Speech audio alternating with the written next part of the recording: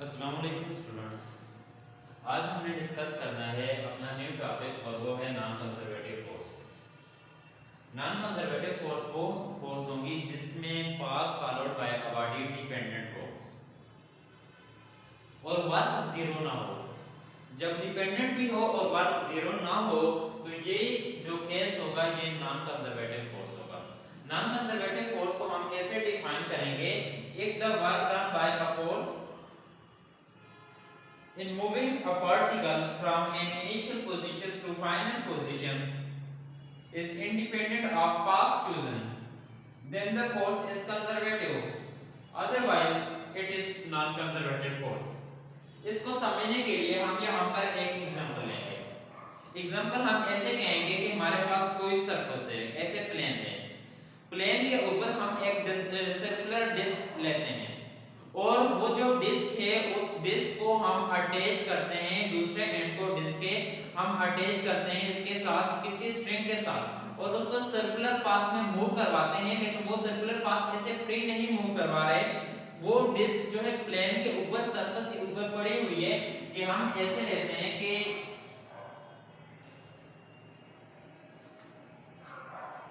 ये हमने एक प्लेन ली,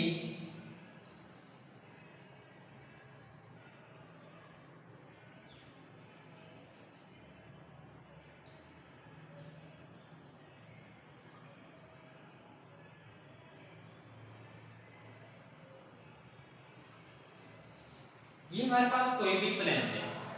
इस प्लेन में यहाँ पर ये कोई सर्कुलर है, डिस्क है, ये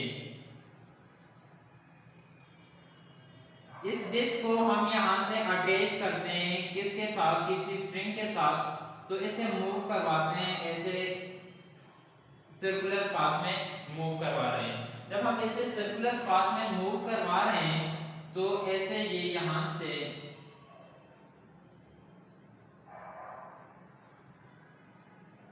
ये डिस्क होगी सर्कुलर पाथ में मूव कर रही।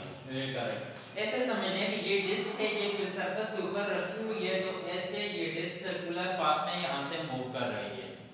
जब सर्कुलर पाथ में मूव कर रही है तो हम ऐसे कहते हैं कि लेट्स सपोज ये इनिशियल पॉइंट से, इनिशियल पॉइंट इसका आई है, तो इनिशियल पॉइंट आई से ये पॉइंट फाइनल पॉइंट तक पहुंच जाती है, ये फाइनल पॉइंट एफ है। इनिशियल पॉइंट से इसने स्टार्ट किया और फाइनल पॉइंट एफ तक ये डिस्क पहुंच। कैसे? इसी तरीके से स्ट्रिंग के साथ अटैच है, तो किस पाथ से, इसको मैं पाथ ए का नाम देता हूं। पाथ ए में यहां से ये इनिशियल पॉइंट, तो फिर ये फाइनल पॉइंट तक पहुंच जाएगी, फिर ये दूसरे पाथ से यहां से फाइनल से इनिशियल पॉइंट तक जब ये आएगी, यहां से हम कहेंगे कि यही डिस्क फाइनल पॉइंट से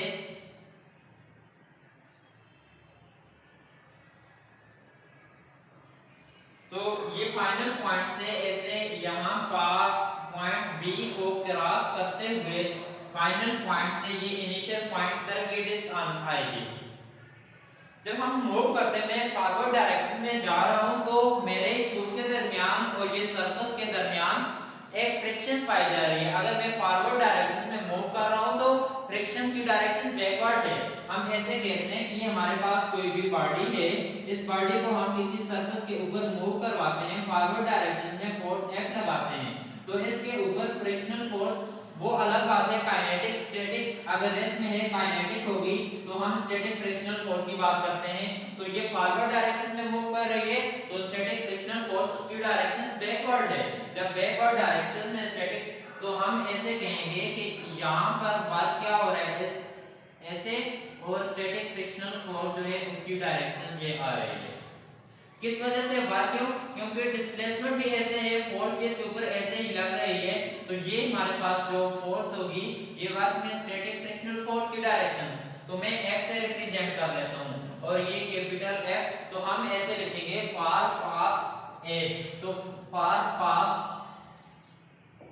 A when a body move from initial point two final point two point A को जब क्रॉस करके जाएगी तो इस केस में हमारे पास वर्क 1 क्या होगा?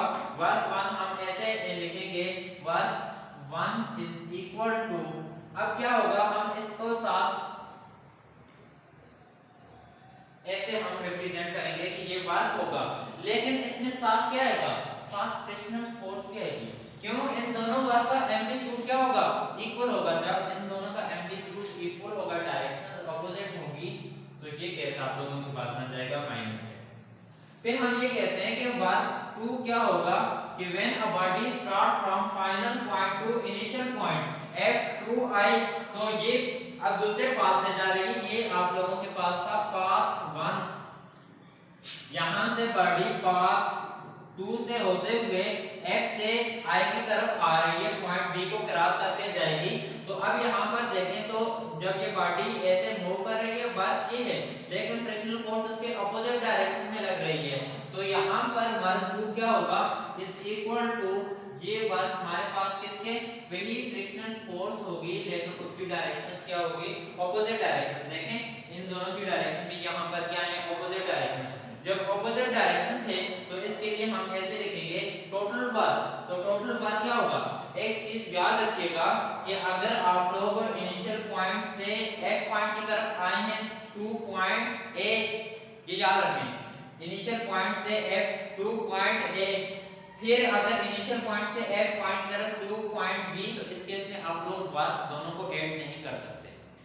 अगर आप लोग राउंड ट्रिप की बात करते हैं, इनिशियल पॉइंट से फाइनल पॉइंट तक आए हैं, फिर इसी फाइनल से दूसरे पाथ से अगर इनिशियल पॉइंट पाथ तक पहुंचते हैं या इनिशियल पॉइंट तक, तो फिर आप लोग बात को क्या कर सकते हैं, ऐड कर सकते हैं। अब यहाँ पर हमारे पास क्या है, तो हम इनिशियल पॉइंट से फाइनल पर गए, फिर फाइनल से इनिशियल पॉइंट पर गए, तो ये हमारा राउंड ट्रिप है। Now the total work t is equal to work 1 plus क्या होगा, वर्क 2 होगा। Now putting the value from work 1 and 2, तो ये बन जाएगा work t is equal to minus work f minus work f, so that work t is equal to -2 और साथ क्या होगा, ये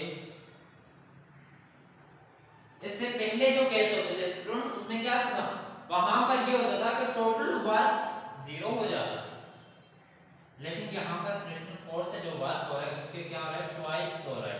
तो work is not equal to 0, just depends on initial and final point. तो इस केस में ये जो पाथ है, पाथ 1 और पाथ 2, इस पर डिपेंड कर रहा है, वर्क 0 नहीं होगा। तो ये वाला जो केस होगा, ये नॉन कंजर्वेटिव फोर्स होगा।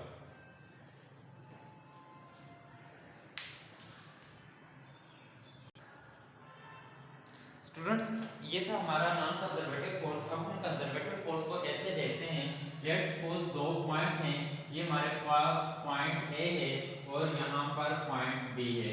एक बॉडी स्टार्ट करती है यहाँ से पॉइंट 1 से, और इसका पाथ ये जो है पाथ 1 ए टू बी आ रही है, और दूसरी बॉडी ए से जा रही है, पाथ ये इसका बन जाएगा path 2।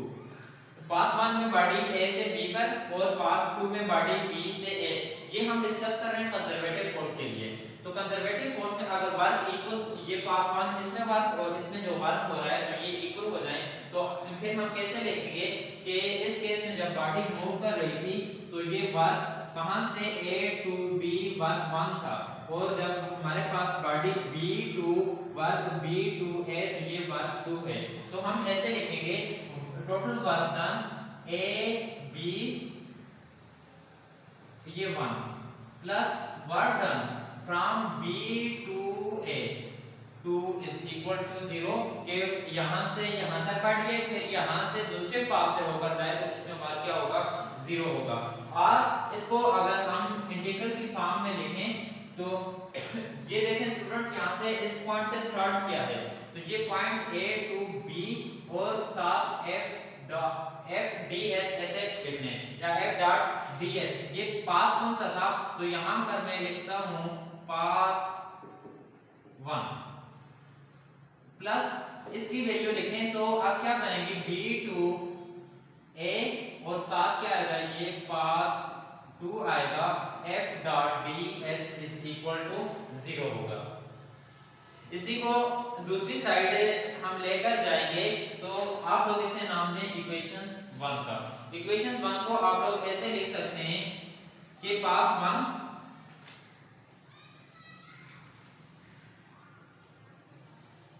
were done A to B path 1 F dot ds is equal to, तो यहां पर B to A पाथ 2 में दोनों का वर्क क्या होगा, ये इक्वल होगा। पाथ 2 में B to A F dot ds, ये दोनों का वर्क क्या होगा, यहाँ पर 0 होगा। जब दोनों का वर्क 0 होगा तो हम इक्वेशंस 1 जो है, तो इक्वेशंस 1 को ऐसे लिखेंगे, ये वाली इक्वेशंस 1 अब हमारे पास ऐसे आ जाएगी, A to B F dot ds is equal to minus B to A F dot ds, और साथ यहाँ पर ये पाथ 1 और ये आएगा पाथ 2। अब ये देखें कि A to B, तो A to B पाथ 1 किसके इक्वल है, तो यहाँ पर हमने ये पुट कर लेना है। जब ये पुट करेंगे तो अब ये हमारे पास ऐसे बन जाएगा, A to B path 1 F dot ds is equal to, तो इसकी जगह पर ये जो माइनस है, माइनस से ही आप लोग चेंज कर लें, तो ये क्या बन जाएगा, माइनस इसके ऊपर अप्लाई कर लें, ये चेंज हो जाएगा A to B, तो ये आप लोगों के पास A to B, तो लिमिट्स माइनस अप्लाई करेंगे, लिमिट चेंज हो जाएगी, तो ये बन जाएगा पाथ 2 F डॉट ds। तो इससे हमें क्या पता चला, इससे ये हमें पता चला कि वर्क 1 और वर्क 2 दोनों क्या है, आपस में इक्वल हैं। तो हमारी स्टेटमेंट की जो सेकंड बन रही है कि the work done by a force on a moving particle from an initial point A to final point, initial point A to final positions is independent of path chosen then the force is conservative. तो ये वाली हमारी जो force है conservative force है कि दोनों में वर्क क्या है, दोनों केसेस में वर्क इक्वल आ रहा है। जब वर्क इक्वल है तो इस फोर्स को हम नाम देंगे कि ये कंजर्वेटिव फोर्स है।